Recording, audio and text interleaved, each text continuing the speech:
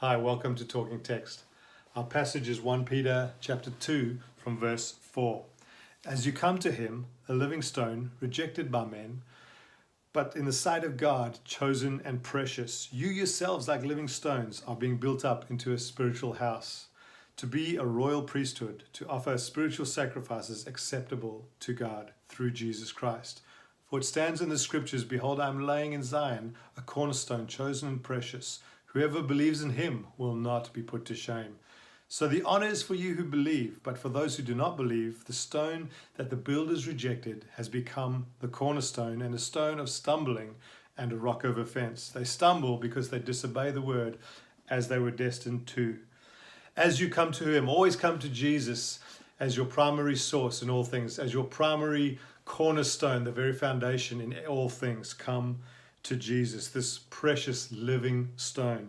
You yourself, it says, are a living stone. You were dead like a stone, but God made you alive. And now you are being built up into a spiritual house. If you're a builder, or if you're not a builder, you'll recognize that one stone does not make a house. And that's how God works. He puts many stones together, living stones, in community to build them up. And we might rejoice in the fact that we are being built up as God's church.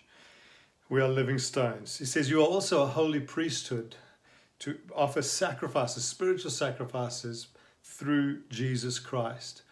We are a priesthood, every one of us. There's no special priests who have special access to God. All of us, the Bible says, are spiritual priests.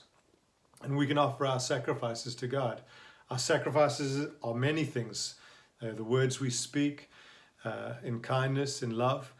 The way we worship, use our tongues to worship as a fragrant offering to God. The way we use our time and our talents and our finances in service and love of others is all, and service and love of God, is all a fragrant offering to God himself.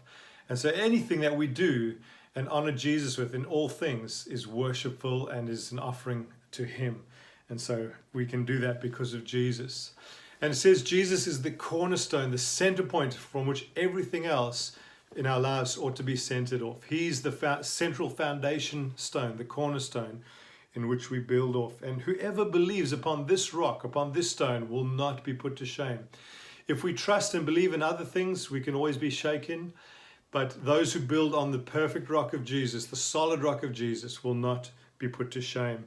In fact, it says that those who don't believe, who don't trust upon this rock, they stumble, and in fact, they become offended.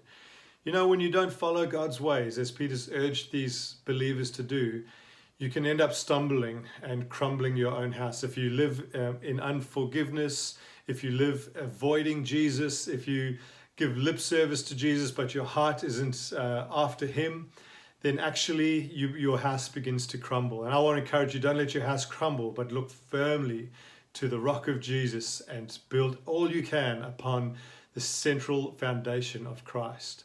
He is the beautiful living stone. Thanks for talking text, and bless you.